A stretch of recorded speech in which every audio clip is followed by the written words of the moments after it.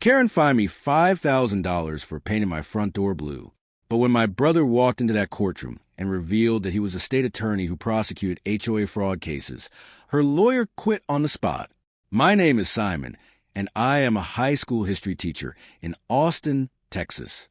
I have spent the last 15 years teaching teenagers about the Constitution, civil rights, and how laws are meant to protect ordinary people from abuse of power. What I never expected was that I would need my own brother to teach Karen that exact lesson when she decided to turn our Homeowners Association into her personal extortion racket.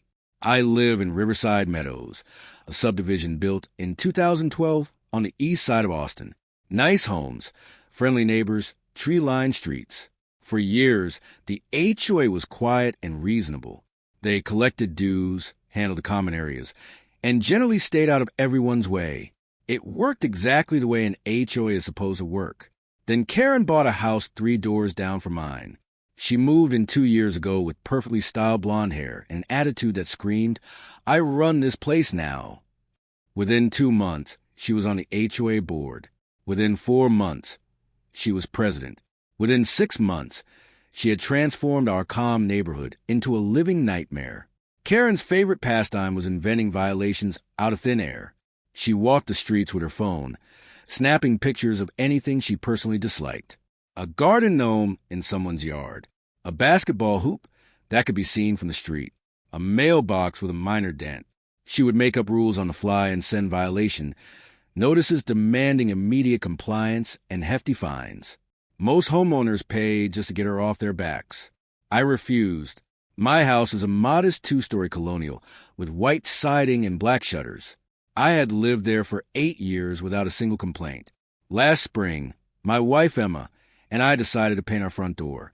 We chose a rich colonial blue, historically accurate for the style of the house. It was tasteful, elegant, and completely appropriate. Period. We finished painting on a Saturday morning. By Saturday afternoon, there was a violation notice taped directly to the freshly painted door. Unauthorized exterior color modification. Your front door color violates HOA standards.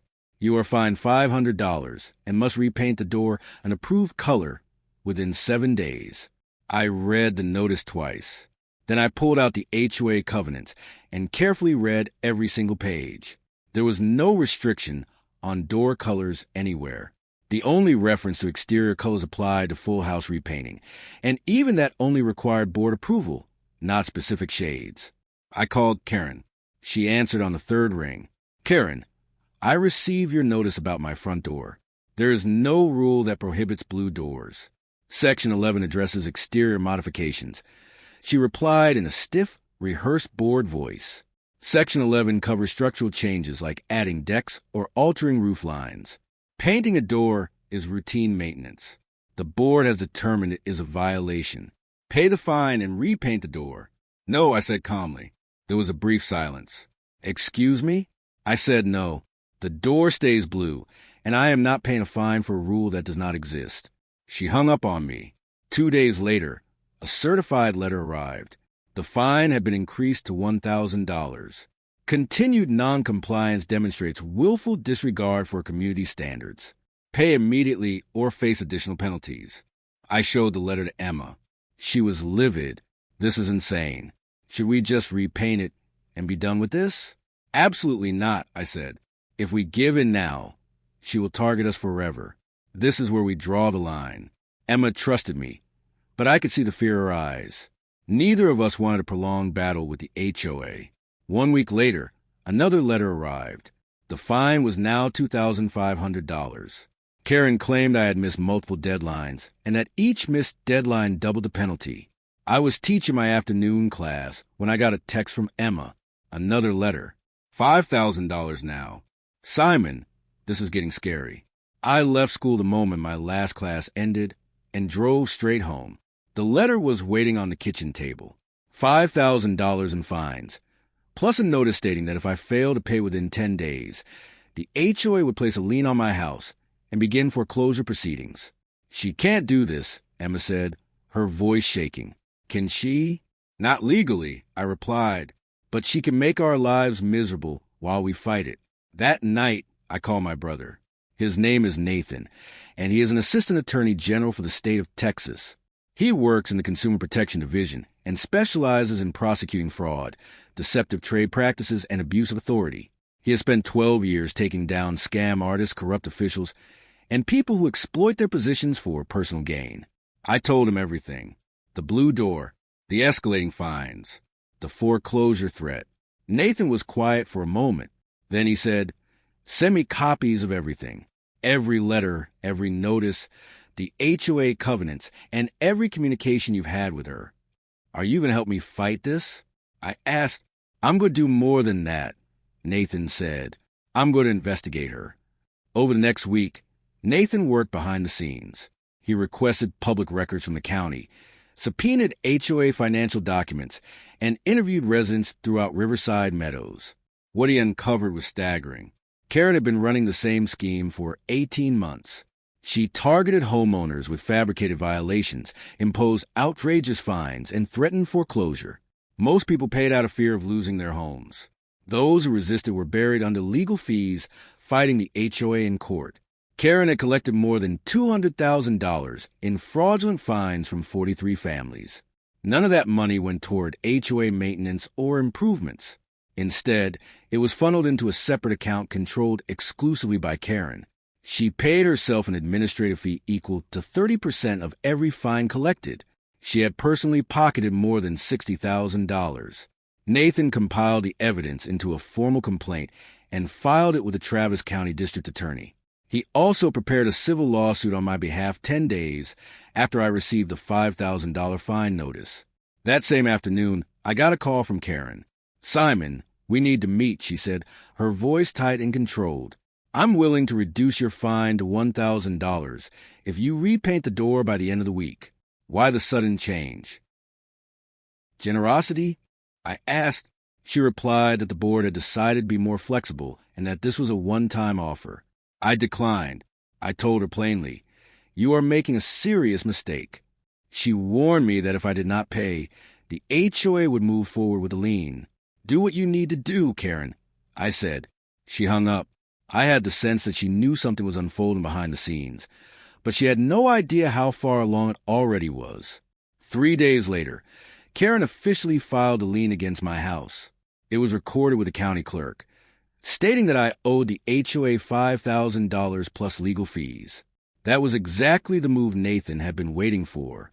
He immediately filed an emergency motion in Travis County District Court to invalidate the lien and stop any foreclosure proceedings. The hearing was scheduled for the following Tuesday. I took a personal day from school and met Nathan at the courthouse. Emma came with me, along with 6 other Riverside Meadows families Karen had targeted. Karen arrived with her attorney, a man named Douglas who looked expensive and overly confident. He wore a tailored suit and carried a leather briefcase. Karen wore a dark blazer and clutched her tablet. As usual, the hearing began promptly at 10 in the morning. Judge Patricia presided. She had a reputation for being no-nonsense and having zero patience for frivolous cases. Douglas stood first. "Your Honor, this is a straightforward HOA enforcement matter. The plaintiff violated community covenants by painting his door an unapproved color. The HOA properly assessed fines under its authority. The lien is valid and should remain in place."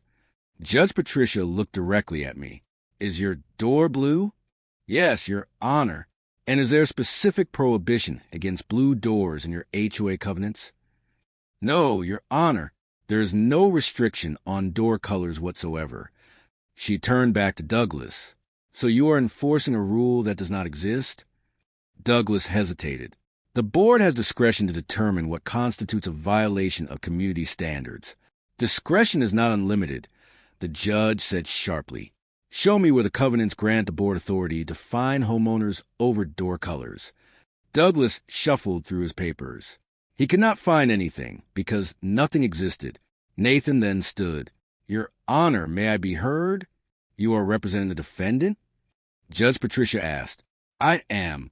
My name is Nathan Caldwell, Assistant Attorney General for the state of Texas, Consumer Protection Division. I am also the defendant's brother." Karen's face drained of color. Douglas looked like he had just been hit with a brick. "Your Honor," Nathan continued, This case is not about a blue door. It is about systematic fraud. Over the last 18 months, the HOA president targeted 43 families with fabricated violations and illegal fines, collecting more than $200,000.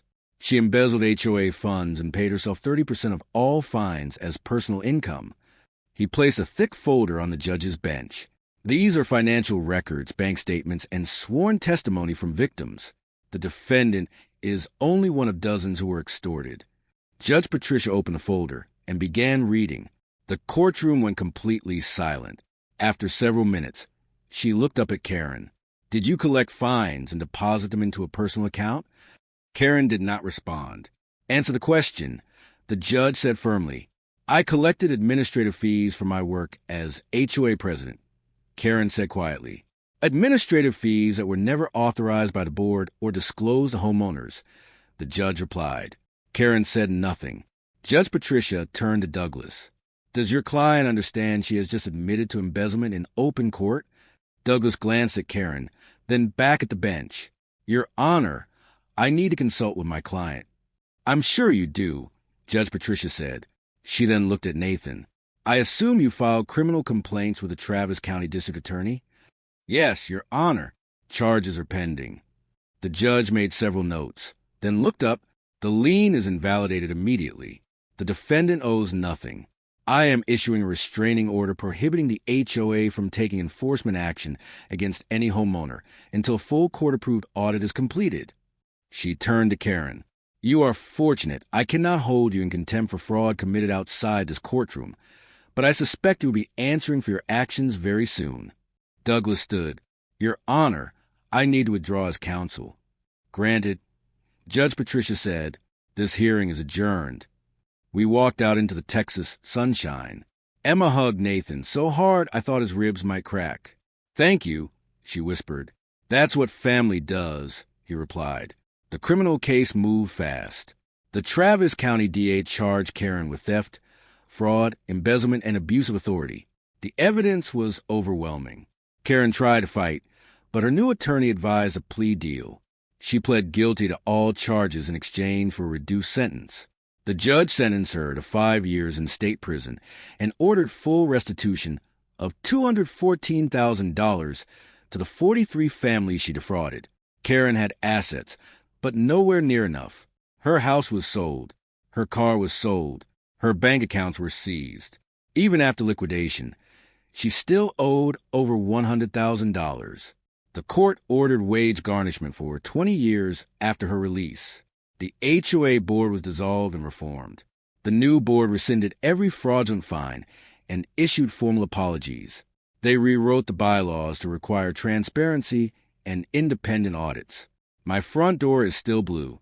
Emma added matching blue flower pots, and it's now one of the most photographed houses in the neighborhood. Karen is serving her sentence at the Gatesville unit. I heard she tried organizing a petition over prison food quality. The warden denied it. Nathan returned to prosecuting consumer fraud cases. He later told me my case was one of the most satisfying of his career. I still teach history and added a unit on HOA law using my experience. My students love it. Emma framed the court order invalidating the lien and hung it in our hallway. Every time I pass it, I smile. If you've ever been targeted by an abusive HOA, share your story. Pass this along to anyone dealing with a board president who thinks they're above the law. Sometimes the right person is already sitting at your dinner table.